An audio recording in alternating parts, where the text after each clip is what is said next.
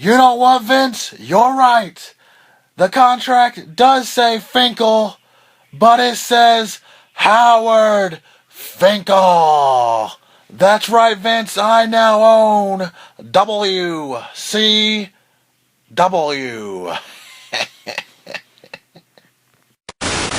Here at the RJ Show and the Sports Guys podcast, we will try our best to use only the following phrases. We will only use the words ass, damn, hell, and bitch. We will never, however, use the words shit, fuck, goddamn, Jesus Christ, faggot, or any other racial or sexual slurs. Now then, as it pertains to video, we promise there will be less dick references. Oh, shit. Watch your fucking mouth. Well, fuck me. God damn it. Fuck. And of course, please do not forget to hit that little subscribe button, give us a thumbs up, or communicate by commenting whatever it is that is on your mind about today's topics and videos. Who's your daddy, Montreal? I know you were frustrated at how the officiating went down the stretch there, but you guys pulled it out and was a big win. David Stern wonder why the league is losing money. That's why people pay good money to come watch these athletes play, and they try to take over the fucking game. Shaq, we're on live. I know. Let me ask you this. All right, check it. Check it. You know how I be. Last week, Kobe couldn't do without me. You know how I be.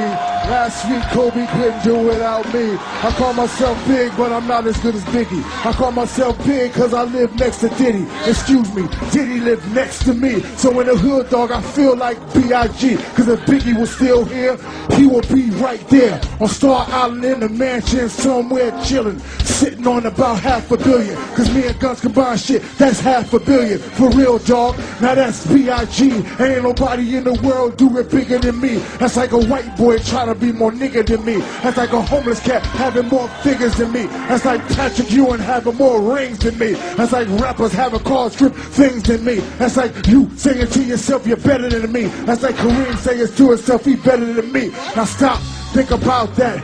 It ain't about that. It's about B.I.G. aka Big Shaq. Now that's the difference between first and last place. Kobe, nigga, tell me how my ass tastes. Okay, Kobe, tell me how my ass tastes. Okay, everybody. Kobe, tell me how my ass tastes. I'm a horse. Kobe ratted me out. That's why I'm getting divorced. He said Shaq gave a bitch a meal. I don't do that, cause my name's Shaquille. I love him. I don't leave him. I got a vasectomy. Now I can't breed him. Kobe, how my ass tastes. Everybody. Kobe, how my ass tastes. Yeah, you couldn't do it without me. Kobe, you couldn't do it without me. Kobe, you can't do it without me. Everybody, Kobe, tell me how my ass tastes. Yeah, you can't do it without me. Yeah, you can't do it without me. Yeah, you can't do it without me. Everybody, Kobe. Yeah. Thank you. Brick City in the building. Brick City in the building. Yo, stop bullshitting on the drum. Okay, what is up, everybody? RJ back with another video, the first podcast in a very long time, and I'm here with two guests today. One of them has his own YouTube channel, Kyle Carpenter. What's your channel called? Kyle Carpenter. Oh, it's just Kyle Carpenter. That's fair enough. All right, and let's see, James Cocaine. Do you have a YouTube? Yeah. You do? Go ahead. Yeah, you can have me over Off Red Bull. Off Red Bull. Is it Off Red Bull 69? No, it's Off Red Bull. Okay, fair enough. All right, we're going to go ahead and have a few wrestling topics on this podcast. We're going to start off. How was your evening, Kyle Carpenter? My evening was very good. You know, I've done some stuff. It's my birthday this week, so our weekend, so we're just getting sorted for tomorrow and stuff like that. Hey, that's great. All right, well, we're going to go ahead and talk about WWE. All right, there's something that I want to talk about, and that is Triple H. What is your guys' thoughts on the COO, the Cerebral Assassin, the King of Kings, being on Raw on a normal basis lately? I like the way he's burying people. Oh, me too. Like he should just get the Equalizer out every week. I wish the Equalizer was a shovel. I truly do. I really wish that when he said the Equalizer, it wasn't a sledgehammer, it was a shovel, because people get so mad at Triple H for burying talent, but I love it. It's just so entertaining to me. It's funny because he's burying people that aren't like even that good. Well, that's the best part about it. It's like, what's that? Someone with tons of potential? Hit my music. You know, that's all he has to say. And then he comes out with the shovel. You know, it works. I don't think he's burying The Rock or anyone. Oh well, no. People act like he is, though.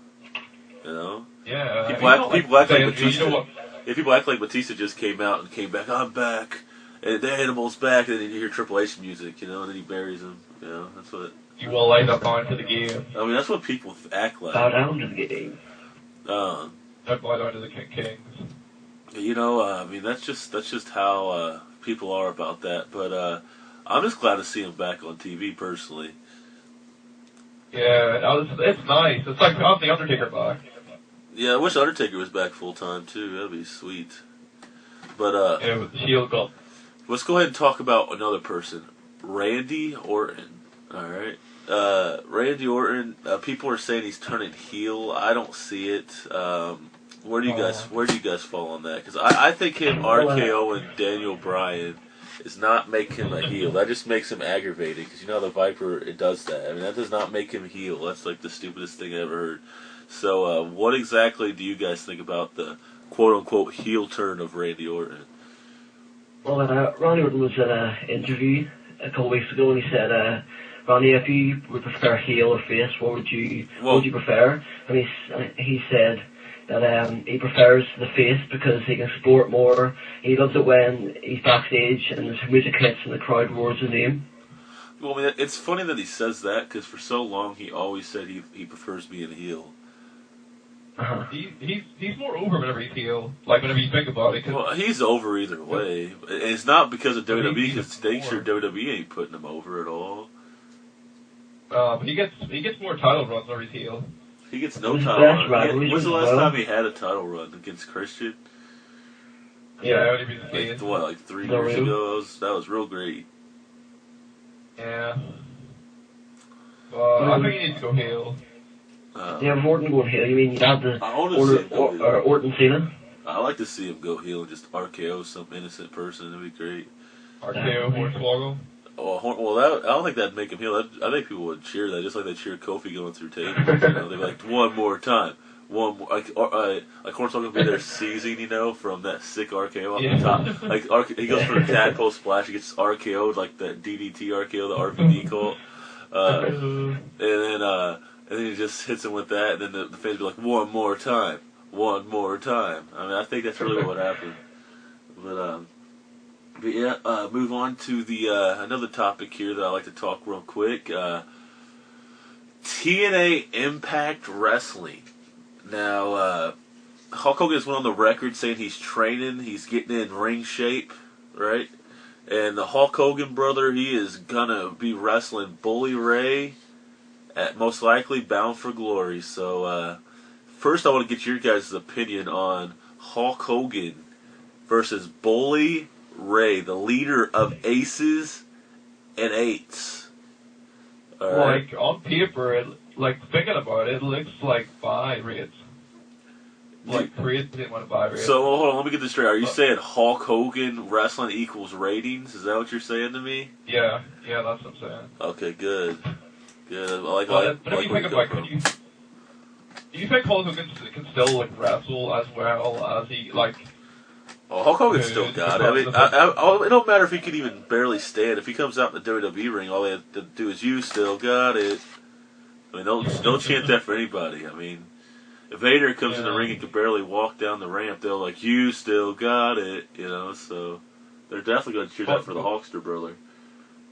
Bully Ray's matches are so like vicious and stuff. I think that if Hulk Hogan was to wrestle at that kind of pace, he'd seriously injure himself. But the thing about Hogan is, what moves can he still take today, you know? It's not about if he can even do a leg drop, which would be amazing to see the first leg drop in like 6 years.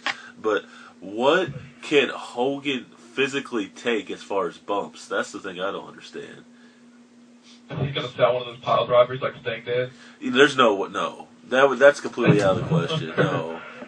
He's way too stiff to take one of those. That'd be crazy. He wouldn't get up. No, I'm serious. He would not get up from that. That's ridiculous. How's it ridiculous? Hulk Hogan, do you realize how stiff he is? Do you realize how hard that would hurt? Like, it'd be the worst looking pile driver ever, so like the fakest looking where his head's like nowhere, like a foot away from hitting the ground. Or it's going to be the sickest pile driver that looks amazing, and it's going to be crazy harmful to Hulk Hogan. Well, I don't see why Hulk Hogan doesn't just, like... I'm seriously surprised he hasn't retired yet. Well, Hogan ain't ever going to retire, man. He's just like Ric Flair. Ric Flair's still going to wrestle at stupid promotions like, what's that, the Insane Clown Posse wrestling or whatever. He was like over there. He was like Scott Hall wrestling. Exactly, Scott Hall coming out, high school gymnasiums with Wolfpack theme coming up in a Jeep, you know. That the kind JWO. Exactly, all kind of things like that. But, I just don't know. I mean, do you think Hulk Hogan's getting the strap? I would love to see it, but... Hulk Hogan as TNA champion, brother, and he spray paints it NWO for no reason. I don't want to come out and, like, see him cringe every week watching Hulk Hogan wrestle. But how would it be amusing to watch Hulk Hogan, like, let's say he gets punched in the head, right, and he's about to fall down, but he steps back like 5 steps and grabs the side ropes and falls. Part of me would laugh, but part of me would be feeling really sorry for him. Would it be amusing to you that Hulk Hogan, like, has to... Every time he falls, he's always in the corner, like, at the ropes, like, slowly falling, holding to ropes? Yeah. And then he does a leg drop in the middle of the ring, which by the way, I'll be shocked if we see a leg drop, considering we haven't seen one in so many years. But if we see a leg drop in the middle of the ring, and when I asked Hulk Hogan, I spoke with Hulk Hogan, and I asked him, "Are we ever going to see another leg drop, Hulk?" He told me never say never. I kid you not, that's what he told me. And so I'm not going to say it's never going to happen because Hogan himself told me not to say that. So. That's what he said about his last match. He'll tell you anything. I mean, that's true. He probably would tell you anything. I mean, at one point he was a guitarist for Metallica, so don't forget that. You know. So I mean, Hogan will sell you any goods that you will buy, but that's Hulk Hogan, brother. You know what I mean? He molded so many fans over the last match. Remember how. One of my favorite Hulk Hogan, this is why I'm such a huge Hulk Hogan fan, alright? And by the way, I'm a fan of Hulk Hogan and Triple H, probably not for the reasons a lot of people are fans of them. I'm a fan of these people because of the things they do, you know? I'm a fan of Hulk Hogan because, do you remember back right before he went heel again with Eric Bischoff, he came out, he's supposed to retire, he's like, I told everybody, brother, I told him, I got tweets all day saying, Hulk, is this really your last time being in an Impact ring? Because if it is, we got a 9-hour drive, and we're going to drive there. And I had to retweet those guys. Yes, brother, this is the last time you can see Hulk Hogan. So he literally would tweet people, telling, like, they were asking, are you serious? This is really your last time? Because if so, I'm going to drive 9 hours out of my time. I'm going to spend all this time traveling cross-country to see you, Hulk. And he had the audacity to tell him, yeah, brother, this is the last time. And he was on Impact the next week, and the week after that, and the week after that.